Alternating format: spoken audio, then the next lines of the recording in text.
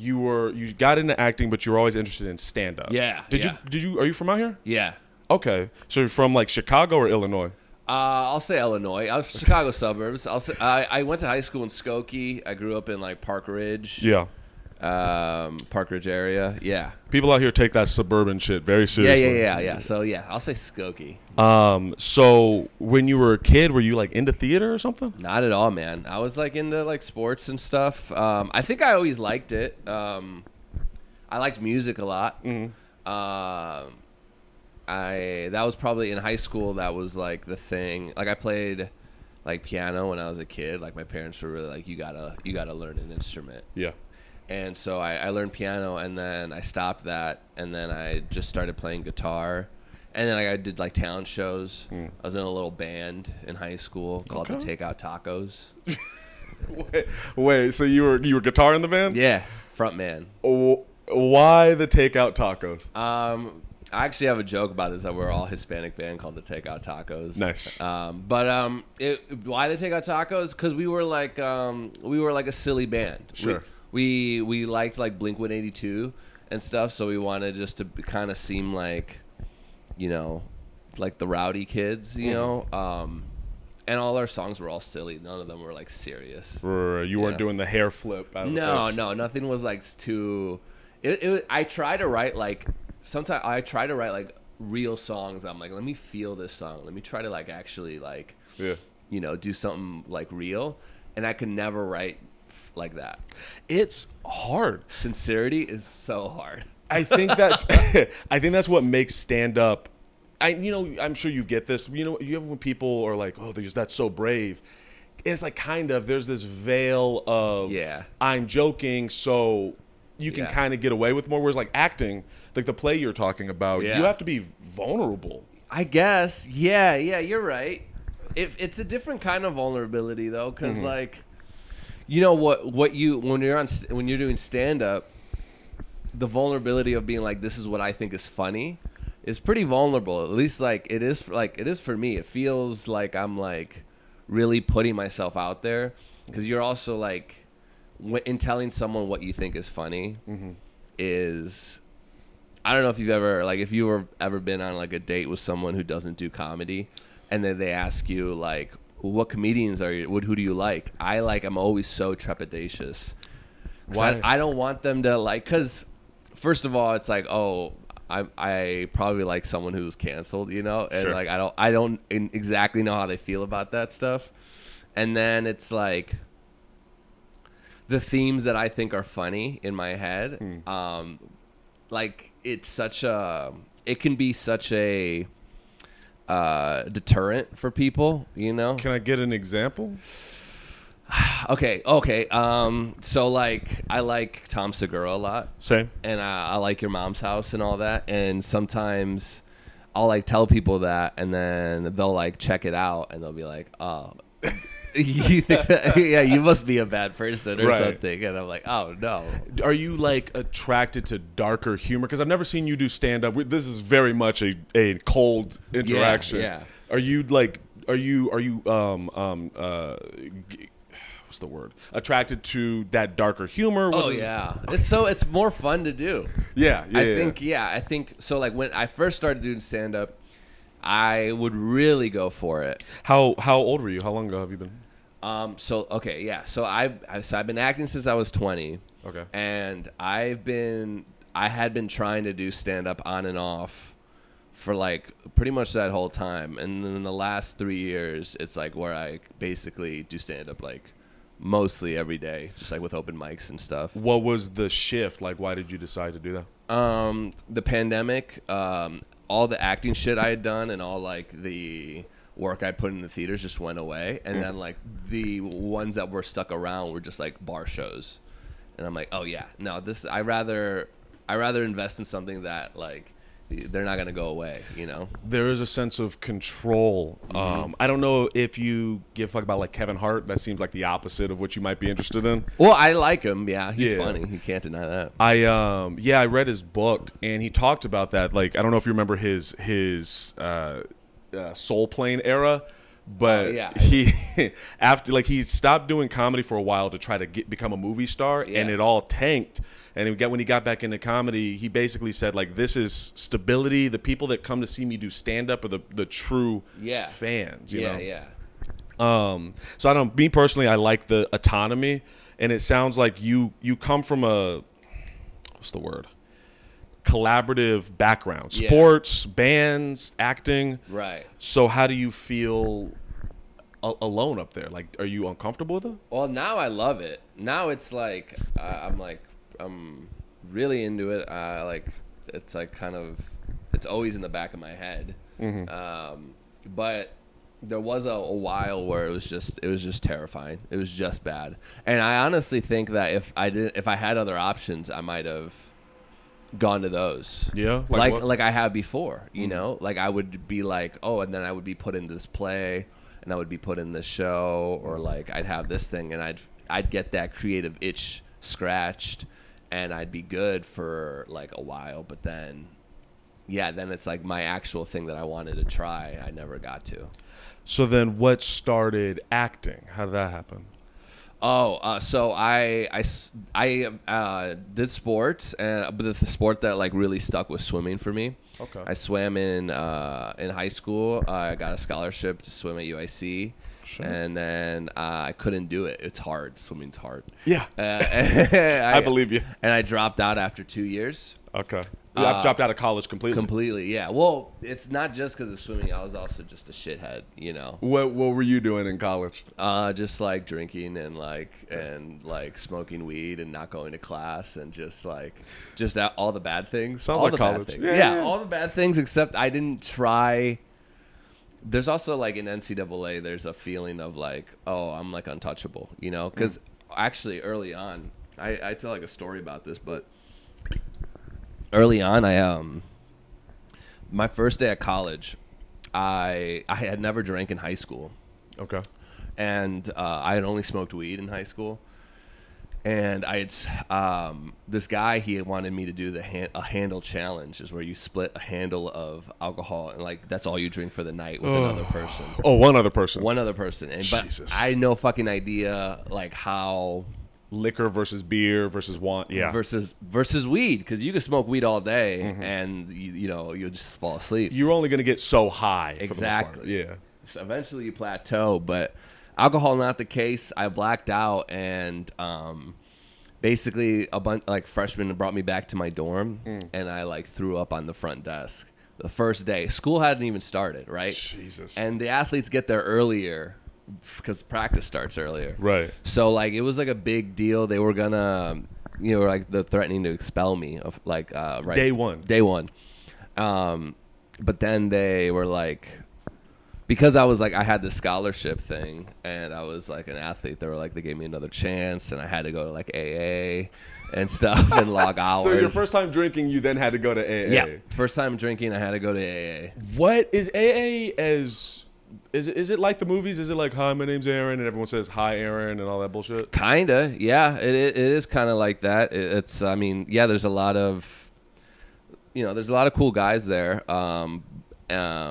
And yeah, I mean, I saw like similarities. I think that like in general, I'm someone that like, I'll take it to the extreme a little sometimes. So that was like a learning moment for me, you know? That's just so crazy. It is so crazy. And what was your major? Did it even matter to you? It didn't matter, but it was marketing. Okay. Yeah. I just picked it because if there were most majors, like you had to like miss a practice and do their second practice, because there was two practices. There was the main one and the second one, and I just didn't want to have to do the second one. So I just picked marketing because that one let me do it like without any issues. I'm gonna make some assumptions here. You tell me if I'm right or wrong. It sounds like, from what it sounds like, there was no real goal. It was just like you're supposed to go to. That's what you're supposed to do. Yeah. Well, I mean, my goal for all of high school was to get to college, right?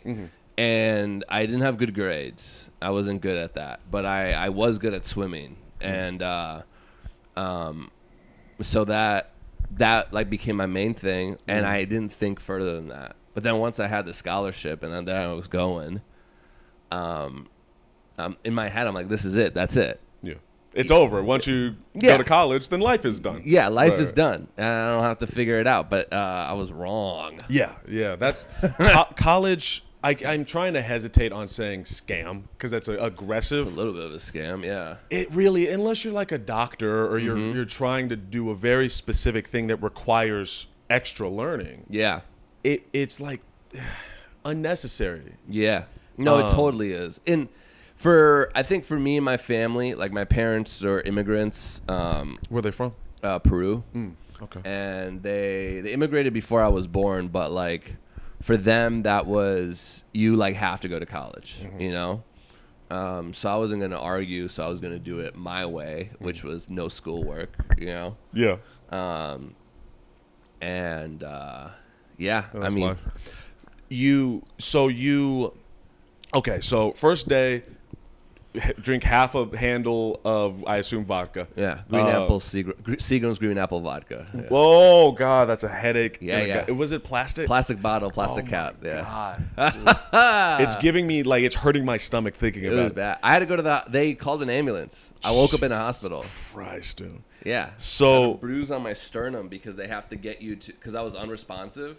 So they do that to get you to like throw up and like wake up. You were unresponsive. Yeah. No, I was out. Were you like teetering on death, or were you just? I mean, no one said that to me. Okay. But like I was fucked up. Yeah. I was, and I had the shakes for like 3 days after.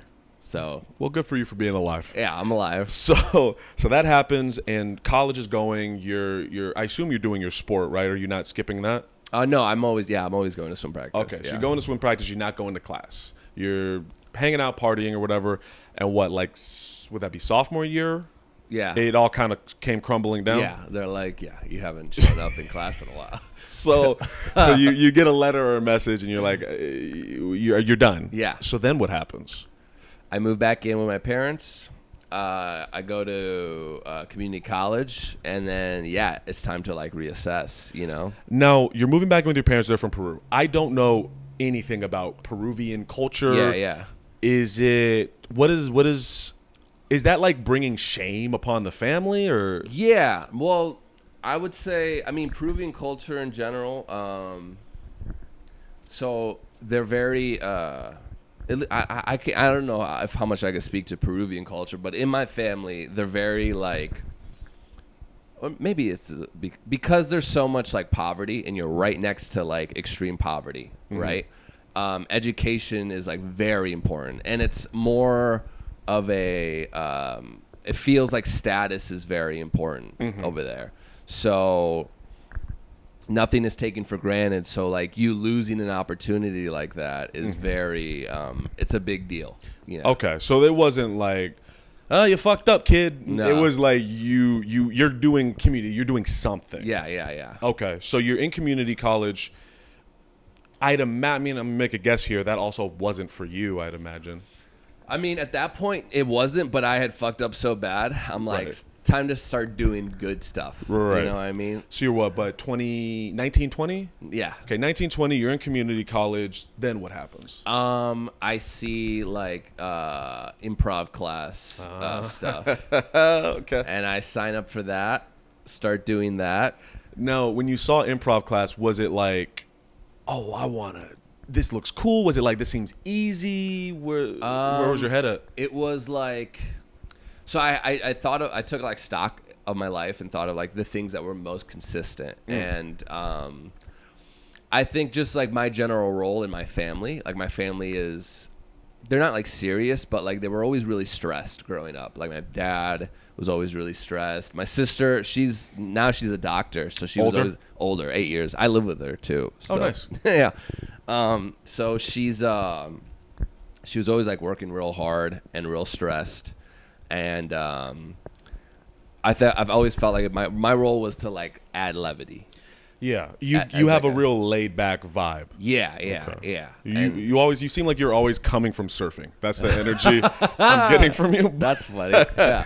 But so you're reassessing your life. The people in your family, especially like your dad and your sister, are stressed, and you're kind of the opposing force to that. Yeah, I've always felt that way. And so like I thought, And I loved comedy. Yeah. I always did love comedy. Like I didn't, I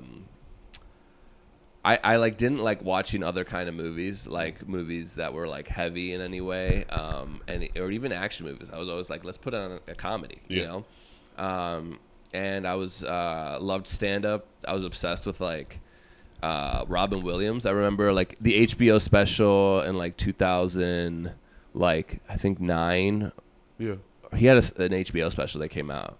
And that, to me, I was like, that, it changed my brain a little bit. It changed my brain chemistry. It's, you know, we were talking about, like, favorite comics and how that reflects on you. And I do think that your favorite comics say something about you. Yeah. So, like, okay, it sounds like your top 5, what is it? Like, Robin Williams, Segura. Robin Williams, Segura. Me and my sister love Louis C.K. I can see why you'd get in trouble. Yeah.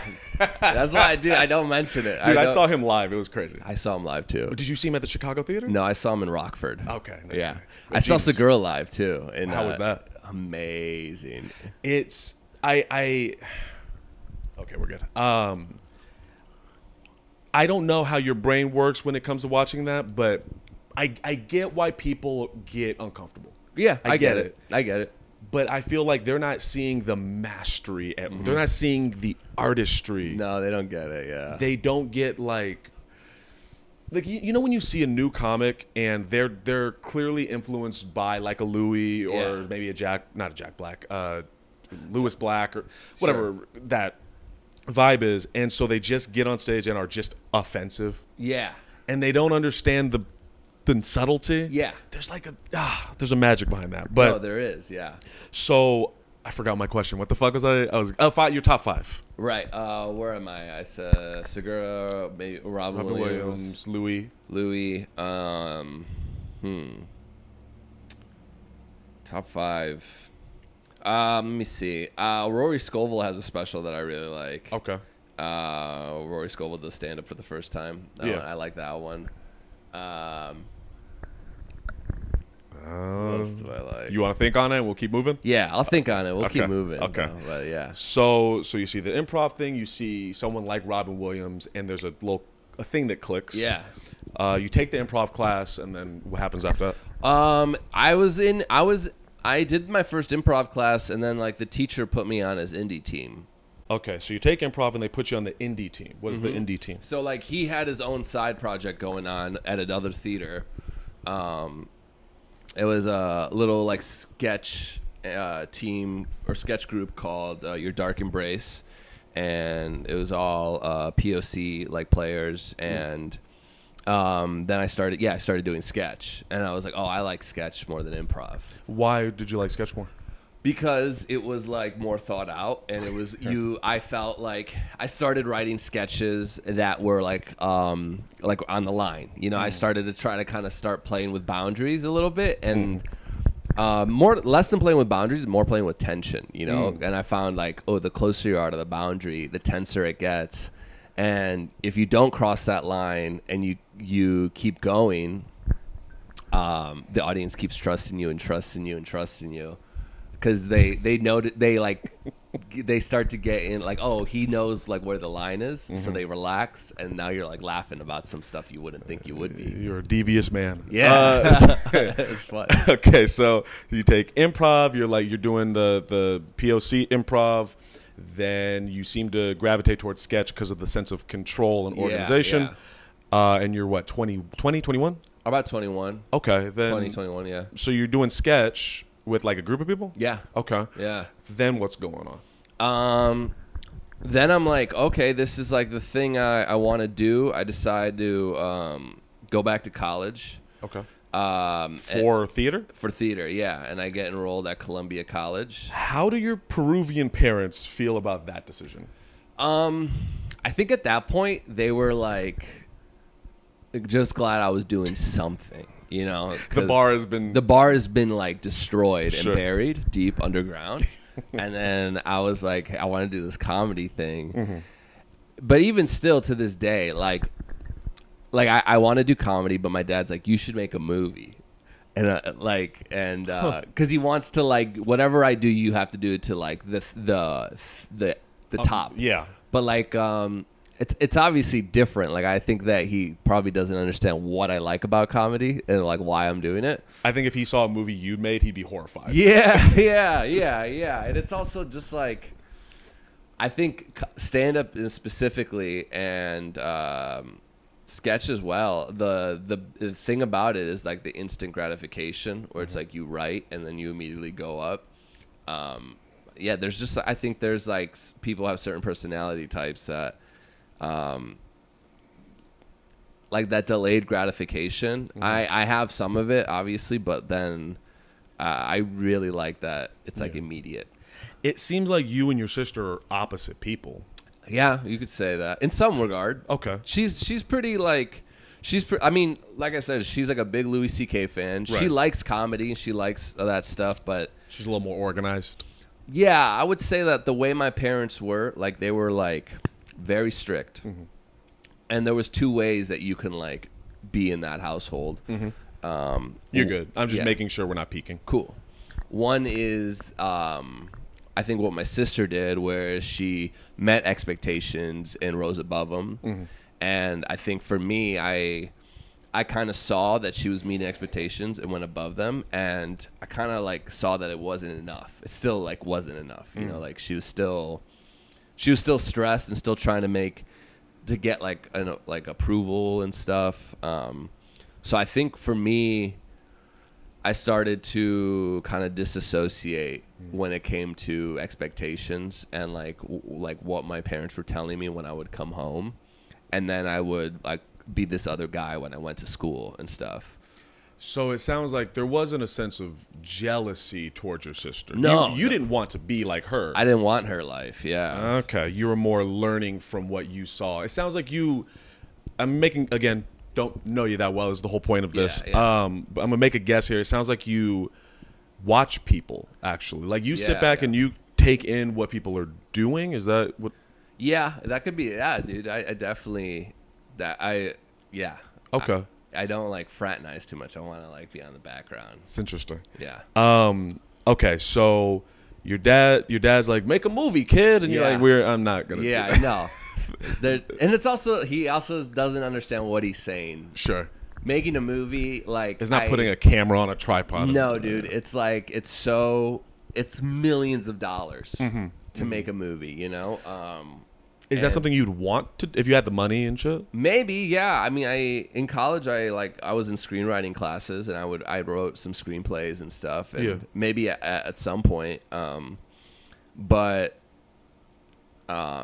it's hard to be like a working artist and have all those things juggling at the same time. It really is. Yeah. Okay, so you're doing your sketch thing. Your dad's like, make a movie. You're like, okay, whatever. Yeah. and then what happened from there? Doing the sketch thing, did that. Went to college for comedy writing performance at Columbia. Did well in school. Like after that, like in community college, I got straight A's, and then I went to this other school, also got straight A's, and then I had a professor that liked me, and he put me in touch with his agent, and then I got an agent for acting and started acting. Been cast in a few things, and then for the layman out there, not for me at all. Yeah. How would you describe for these fucking idiots listening who don't understand the business like I do? Yeah. This is always a big question, and I don't think I've ever had it fully answered. What is the difference between an agent and a manager? An agent. So the process, from what I understand, like what agents get. They get them like they get in contact with a casting director. The casting agency, it's its own thing, is the project hires them to find actors. The casting agency then reaches out to agents and says, hey, I'm looking for a Latino guy, 20 to 30s. He's going to play this kind of character. Who do you got? And then the agent has this pool of actors and will be like, I got this guy, this guy, this guy. And they hedge their bets because they want also like one of them to book. Your agent needs you to be successful. Right. Okay. and then they'll send you the thing. Okay. I think managers are more like, let me look at like you and like see how I can, what you need for your career specifically. Yeah, they're more focused on like, I think, all right, I'm going to try to put this in my own words. yeah. The agent finds the job for you. The manager makes you the type of person to get the job. Yeah. Okay. And like, look, for like a manager, for example, like if I wanted like to do this podcast or something, I would like, if I had a manager, they'd be like, oh yeah, that's a go, do that podcast or something, right? And my agent doesn't touch like decisions like that at all. Okay. And then the podcast blows up because everyone loves my podcast. Yeah. And then a director sees you and then cocks your agent to get you to be in the thing. Yeah. Okay. Yeah. Okay. That makes sense. Yeah. So you get this agent, which still have the agent? I have a different agent now, but Okay. yeah. Congratulations on having an agent. Yeah. So you get the agent, and this is your first time in the industry, right? Like, yeah. Now, what was that process like? You meet the guy, and what happened? I met them. Okay, yeah. So I did, my audition was... Oh, and you're about 22 at this point? Yeah, And I have to like do like to meet with an agent. They tell you always to prepare like 2 monologues, a dramatic one and a comedic one. And at the time, I was doing all this sketch stuff, and I started doing a lot of guitar comic stuff. So like I would write like music, like comedic songs, and my comedic monologue was like from Wet Hot American Summer. And it was funny. Like I'm not gonna tell you it wasn't funny, but like it didn't have like the punches because it's in a movie. It didn't have like jokes, and like it didn't like make me like belly laugh just in itself, in the context of the thing probably. But I had it ready to go, but I knew that it wasn't the thing to set me apart. So I went in, did my dramatic monologue, and I had my guitar with me. And I said that I was going to going to a band practice afterwards, which was total bullshit. Yeah. I just knew that if they were curious and they asked me to do this comedic song, yeah, I'd fucking stand out. And so they took the bait, and I did my song, and they loved that shit. And then I got offered like on the spot. That's okay. Yeah.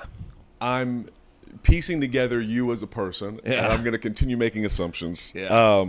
I think this is one of the things I do enjoy about the podcast is little idiosyncrasies of people that you start to notice, repetitions. You seem, hopefully this doesn't seem insulting. Get ready. Yeah. I could see people perceiving you before getting to know you as like a meathead, somebody who like jockey, like he does sports and he's got a cool earring, whatever. But in only one ear. Why the one ear, dude? I don't know. All right, fair enough. Doesn't hurt too much. Okay. All right, fair enough. No judgment. But you, not that you're trying to hide anything, but you seem very intelligent and thoughtful and quieter than I think people would anticipate. I get this, like, bringing your guitar and that being the thought process seems almost methodical. A little bit. Okay. Yeah, it was a little bit methodical, but that's the thing. I guess like in stand up, I'm like generally kind of shy, like, or it took me a while to start just talking to comics. Right. Same. That's actually why I started this. Yeah. I can't go out to an open mic and be like, "What's up, guy?" Like, dude, I wish I could be that guy. It feels weird. Yeah. But this feels, we have the mics and there's a thing being made, but it feels a little easier, a little more authentic. Yeah.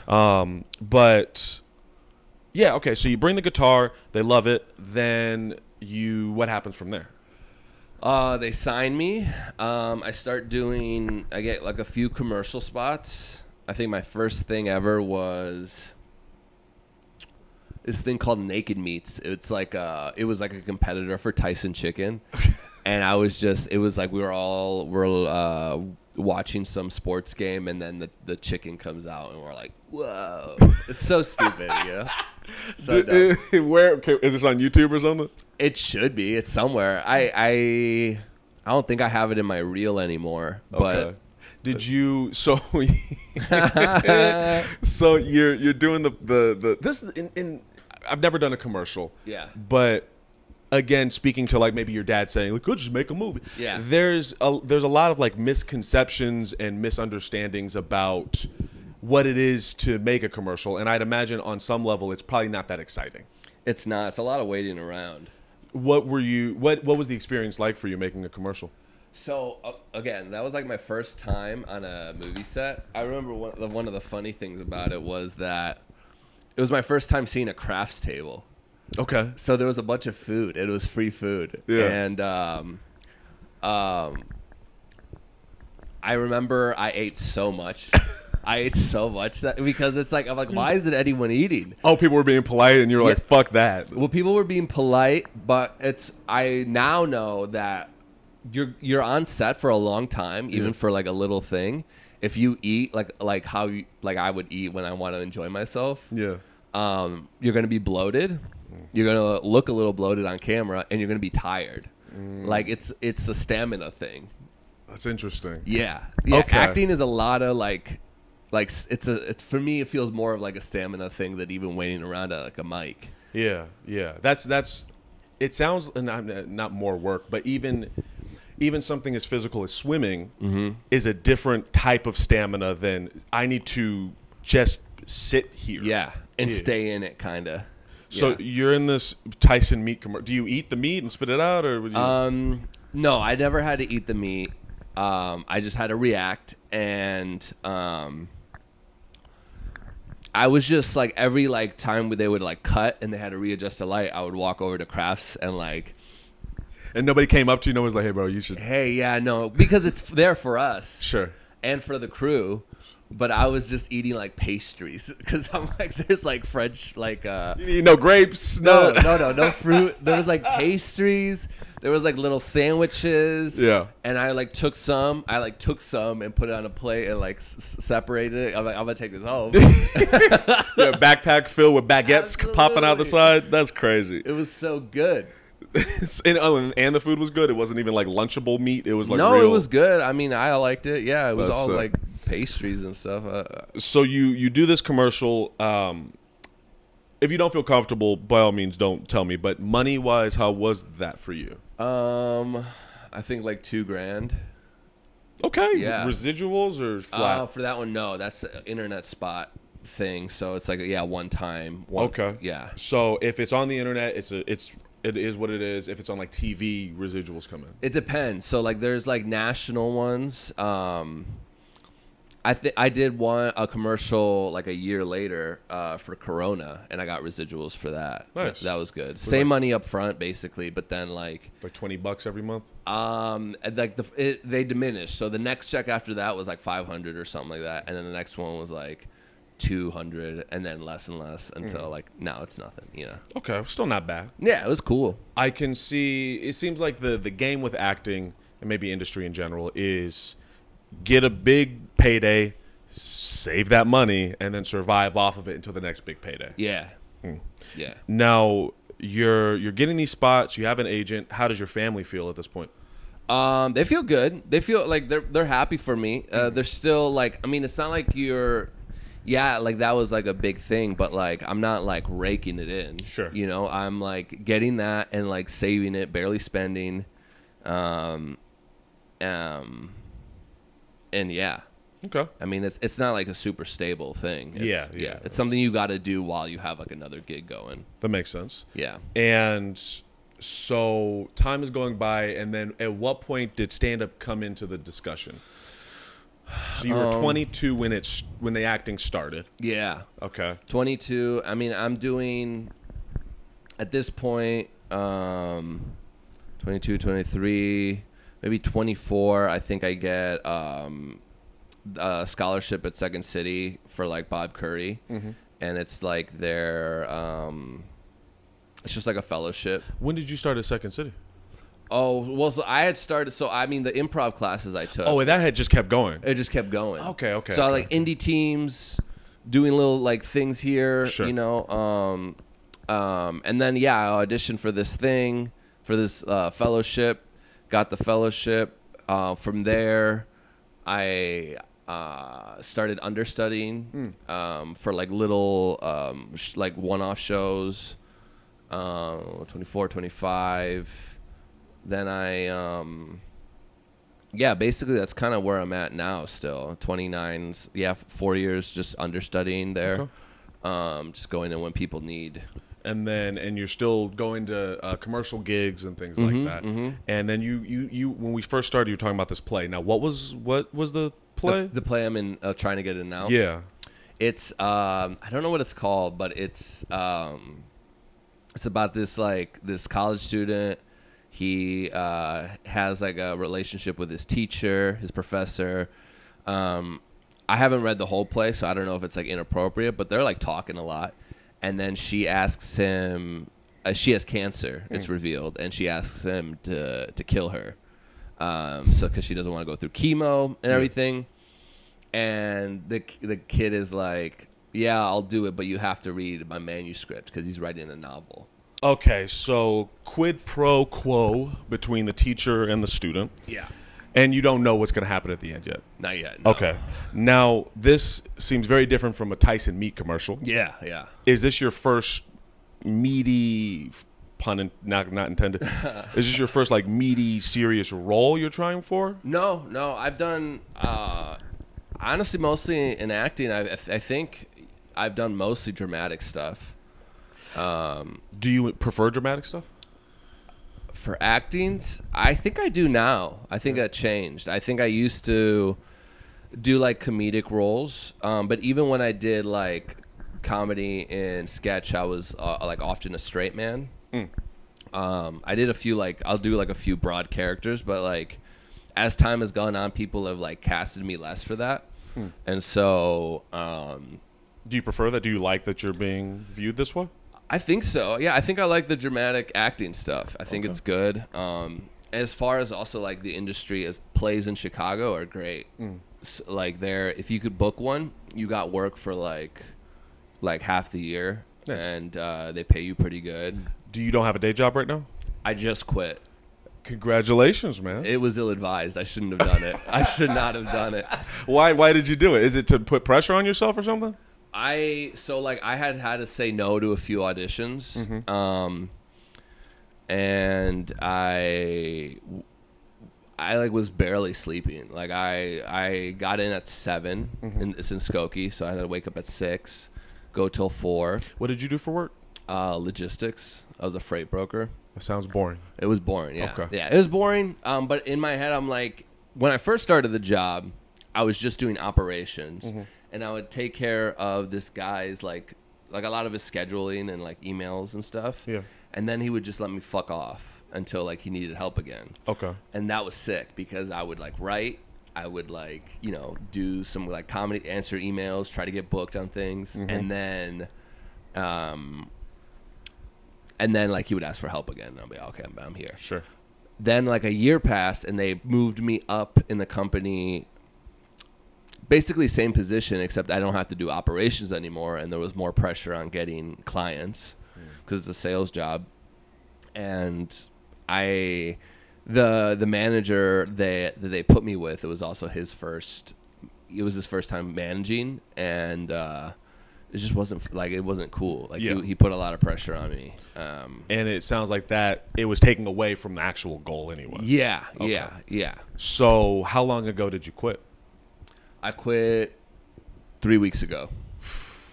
How did it feel? I basically woke up that morning and knew I was gonna quit. You didn't think about it, like one day you woke up and you're like, fuck this. Kinda. I mean, I had been complaining about it for like months, and like complaining about like this manager and stuff. And then I was like, I can't do it anymore. I just couldn't show up anymore. And I went in, and I asked to talk to the boss, and just quit. Were they mad? No, he was cool. Okay. He was cool. I think he knew. I mean, because they knew I would been acting. Yeah. They knew that I was like going out for auditions, and everything. Like even when I first started working there, I told them I was an actor. I didn't tell them what I had been in. But then like the third day, I was in an episode of Chicago PD, and they just had my scene on a loop on the TVs. And I was like, how did that feel? Fuck. I didn't like it. I hated that shit, dude. So okay, man. So you woke up and you're like, you know what? It's a wrap. I'm done. Let me do this for real. You quit, and it's been 3 weeks. Yeah. Emotionally, how are you feeling? Because I'll add some context. Yeah. What you've just described to me is the dream. Yeah. Like I have to stop my day job. Yeah. And I could be inflating this in my head a little bit, but the day I can quit my day job to just be a comic is I will be in tears probably. Right. I mean, look, I quit my job, and I'm not like just a comic or just an actor. Like, I'm actively looking for work now. Okay. I need something so I'm not hemorrhaging money, because right now, I mean, I'd saved a little bit, but not enough. If you want some apples or something when you leave, you need some food. Yeah, dude. So I've been like actively looking for work, and that was the thing. Like, when I got that job, like a little bit after the pandemic, acting came back, but it was all self-tape, and I'm not good at self-tapes, and like I felt like it was like I wasn't booking as much because of them. And so I was like, I need a job. I needed to get like an office job with benefits and stuff, because I was also like off insurance and everything. So I basically, they were the first ones that interviewed me, and I took it because I was like in a panic. Yeah. So then this time around, I'm like really like trying to I'm trying to look for like a part-time something. Yeah. So that it can buy me some time so I can look for like the actual job. Yes. There is a misunderstanding by the general public of what an entertainment job means, I think. So like, I can't speak on acting because I'm not an actor that way. But in stand-up, you know that thing where you meet somebody and they're like, oh, okay, so like, oh, you perform on the weekends, or where do you perform? Like the where do you perform question is like that doesn't. Yeah. Fucking everywhere. What do you mean? Yeah, Chicago. Chicago, wherever they're gonna give me stage time. Yeah. And people have it in their head that like, yo, you're a comic, so you perform Friday and Saturday, and then you make money. It's like, it's a grind. Yeah, it's a grind. And yeah, I'm just talking to talk at this point. Let's move forward. So how is your relationship? How are your relationships? I mean, you're working out all the time, or you're trying to find work all the time. How does romantic relationships work, and friendships? How do you balance that? I mean, balance it. Well, I mean, because I'm doing this all the time, most of all my friends and people I've dated have been like a comedy or comedy adjacent. You know, one thing or the other. I've like dated people that weren't comedians or not comedy adjacent in ways before, but they don't last very long, you know. Do they not? I mean, you warn them ahead of time, I'd imagine. Yeah. And at first it's like cool, right? Every like you start and it's like, whoa, really? And it's like, yeah. And it's cool at first, but then like the reality starts seeping in. So for me, it's just kind of been, you know, I don't like really go looking for anything. If it comes along, I like, you know. I see you. Yeah. Okay, this will probably be like the last thing, and then we'll wrap it up. Okay. The future, like let's say 5 years from now, where do you see all of this? What is your plan? What's your goal? I really wanna leave Chicago. I want stand up and comedy to take me other places. I want to perform for other people. Again, not working another job would be awesome. And you gonna move like New York, LA? I'd lean a little towards New York right now, just because I feel like you could get good there. You get real good. Yeah. Again, it's like a grind too, though, because I'll have to. It's so expensive to live there. Yeah. So for now, I just want to get as good as I can until it's like undeniable. Like you know. And you mean in acting and stand up and just all of it? Yeah, I mean, honestly, acting's kind of taken a back seat. I spend most of my time doing stand up now. Yeah. I mean, why have we ran into each other at all? Yeah, I think we were at a mic recently together. Killing it. Oh, Tracers. At Tracers, yeah. Yeah. Okay. Yeah. I'm picturing. I went it. like last. Yeah, I got there late. Very confident. I went up and I fucking left. Yeah. It was rainy that day. That's right. I was in the wife beater. Yeah. You were there? Yeah, you said that you sorry, I look like a GTA character. Yeah. Okay, man. Okay. I Yeah, have a man. shit memory. I'm gonna see you around more and then we'll talk. Yeah, absolutely. Okay. Well, I can see why Anthony spoke so highly of you. Oh, yeah. Anthony's great. Yeah, you exude a confidence that isn't cocky. You seem like an easygoing guy. You have work ethic. I don't know, man. I hope the best. I'm sure you're gonna be very successful in all of this. Yeah. Oh, hopefully. Yeah. I mean, just right now, just trying to keep my head down, doing the work. Yeah. Can't do more than that. So. Okay. Yeah, man. We're gonna take this picture.